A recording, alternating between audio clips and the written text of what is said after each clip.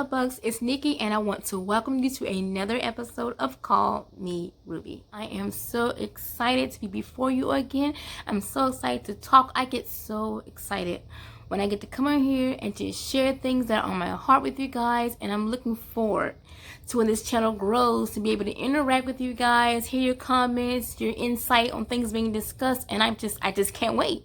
So feel free to leave your comments at the bottom if you have a comment about today's topic, and let's just get on to it.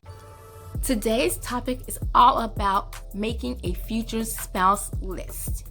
Do you think that it's essential for you to make a list that details all the things you seek in a future spouse? Why do a future spouse list? Why do we have to tell God what to give us? Well, it's not so much about us telling God what to give us.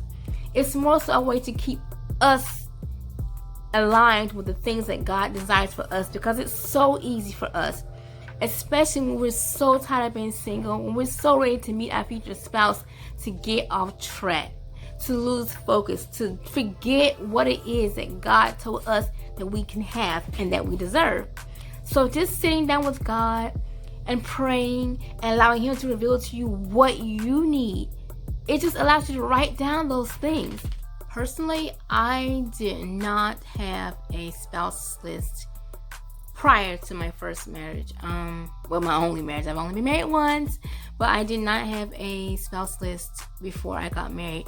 I did make a spouse list after my divorce. It was when I started my website, When He Writes the Story, and you can find that at whenhewritesthestory.com. whenhewritesthestory.com. It's a website that I started, and it's all about allowing God to be the author of our relationships, because when God writes the story, it's perfect. It's the way He intended it to be. And so after I made that website, God did instruct me to make a spouse list, but it was not about me telling God what I wanted in a spouse. This is what I want. It was more so me sitting down with God, reflecting on choices I made that were not the best, and it was all about allowing God to help me to understand what I needed as in a spouse. And that first had to begin with knowing who I was individually. What type of personality do you have? What are your passions? What are your goals? All these things are super important when identifying a compatible companion. How are you going to find a companion if you don't even know who you are? It's essential, very essential, to know who you are before you make this list. And if you're walking closely with God, He will make it a point that you are totally in tune with who you are. And if you know who you are, where you're going, you know your purpose for your life, you're already operating in that purpose, it's so much easier to know what you need in a spouse. I think my list was pretty decent. I don't think my list was too out of the way. I'm not gonna sit and bore you with what I had on my list, but at the very top of my list was definitely that I wanted Him to have the heart of the Father. That is something I will not compromise on. He has to have the heart of the Father. He has to have a solid relationship with God. He has to have a consistent prayer life. And those are the things I refuse to compromise on. Those are things that I need in my life, okay? I have to be family oriented. I have 2 children, and so I have to have a man that loves children. Not really picky when it comes to other things like physical traits and all this stuff, although I do enjoy nice eyes. I enjoy guys that smell a lot, because I'm a joyful, happy-go-lucky person. I love to smell. I just am more attracted to guys that smell a lot. They have joyful spirits. I'm just so drawn to that. Oh, and one more thing that I will not compromise on is a guy with a sense of humor. You guys, I have to have that in my life. I love to laugh. I laugh at everything. I laugh a lot. I love guys that can make me laugh. But just to have someone that enjoys to laugh and will laugh at my corny jokes, what more could I ask for? But I can't even begin to describe to you the joy when I see a man worshiping God, or just not ashamed to just let it all loose, just let it all out, just praise God, uninhibited, not caring about who's around. Y'all, I'm telling you guys, those are the things that attract me. That's on the list. That is on the list.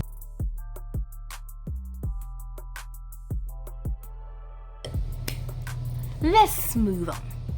Oh, I'm not that girl that's gonna say he has to have a 6-pack. He gotta have, he gotta have his feet gotta be this size. He gotta do no.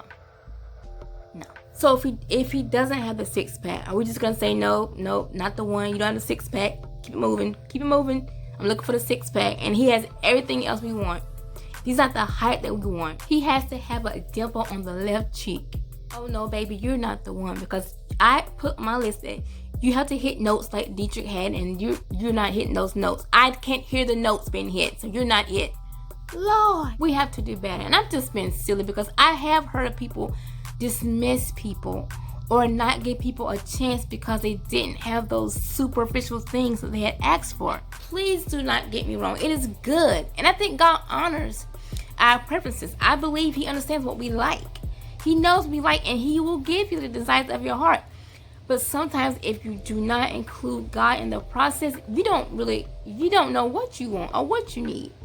And so by including God in your list, if you make a list, if you just sit down and say, okay, God, let's make this list together. Reveal to my heart the things that you desire in a spouse for me. You know me more than anybody. You are my creator. You know all my quirks. You know everything about me. You know my flaws. You know my strength. You know my weaknesses. And He has that person. I would not recommend just plopping down on the couch and just saying, okay, I want A, B, or C. Because I've heard so many stories about people who did that.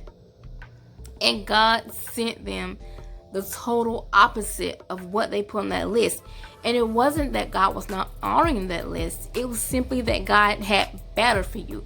He knew what you needed more than you knew it. And just because you were caught up in your I want this and the superficial things, God was looking at your heart, your personality, your future, your destiny, and He knew what they needed. And thank God they were able to recognize this person, even though it did not fit their list. They knew in their heart, because if you have a relationship with God, He's not going to steer you wrong. He's going to let you know this is the one. This is a good person for you.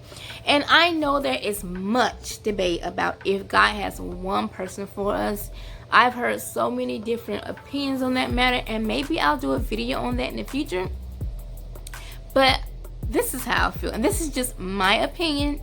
I feel like God does have a person, one person that was designed for you, that was that God pretty much just put together to complement you in regards to your vision, your purpose. I feel like He gives them the grace to connect with you more so than the other people that you could possibly choose. It's just hard for me to believe that God is not interested in that part of our lives, that He's not interested in who we connect with. There are people that are good for us, and God, and they make a decent match, and God allows it because we have free will. We have plenty of options, but I believe there's one that is the best match for us. And one thing that God did with me that I thought was amazing was the day that I sat down with God and made my list.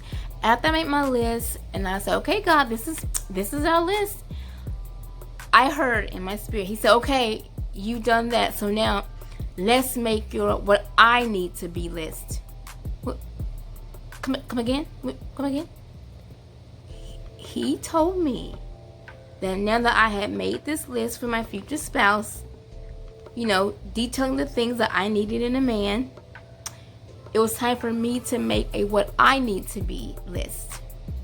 This list was a list that was going to list the things that I needed to be for my future husband. I set my little behind down, and I allowed God to reveal to me the areas I needed to grow in. I wrote down areas where I felt like I needed to improve in to be a better wife for my future spouse. And it was such an eye-opening experience. I was so thankful that God put that in my heart. So I highly recommend that you all make a what I need to be list.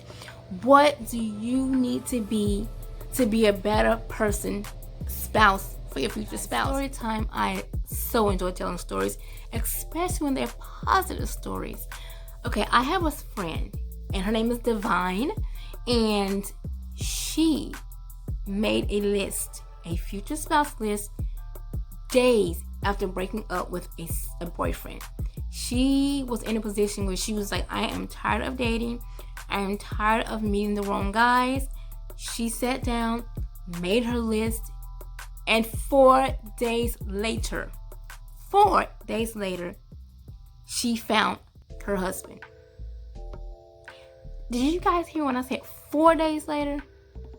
And they are married, happily married to this day. I think they've been married, I could be wrong, 17 or 18 years. And this was just days after making a list of the things she desired in a spouse. I'm thinking I need to go back and do my list over. Maybe I didn't. Something may have went wrong. I don't know. So there is a lot of success in writing a list. And like I said, I don't think the power is in the list itself. The power is in the act of faith. It's in the obedience. It's in sitting down and allowing yourself to see what God has for you, to understand what God has for you. Because I believe that by making those lists, you're able to stay on track with what you want. You won't get distracted by people that don't fit what you're looking for. Because sometimes we get lonely and we get desperate and we start to wonder, when's my turn? And we start making choices that are not the best for us. So that list is a great thing just to go back to remind you of what you and God said you were looking for and what you will wait for. You will have an undeniable, indescribable peace. You will know that that's the one God has for you, and the list just confirms it. And if you've made a future spouse list and you are wondering what's taking so long, why does it seem like it's taking forever? Whereas for other people, they're just popping up everywhere with their spouses after making their list. Don't get discouraged. God's timing is the best timing. He knows when to bring that person into your life. He knows when they're ready. He knows when you're ready. You're ready. And I know that sounds so cliche. You hear that all the time, but trust me. We don't want to rush God. What He gives us will be far more beautiful, far more precious than anything we ever experienced in our lives, and it is well worth the wait. I'm talking to myself also. Thank you so much for joining me for another episode of Call Me Ruby. I truly enjoyed talking with you guys. I would love to have your input on whether or not you do a spouse list, and what do you have on your list? What do you think about lists? Please feel free to leave your comments, and I would love to read them and interact with you guys. Have a blessed day, and until next time.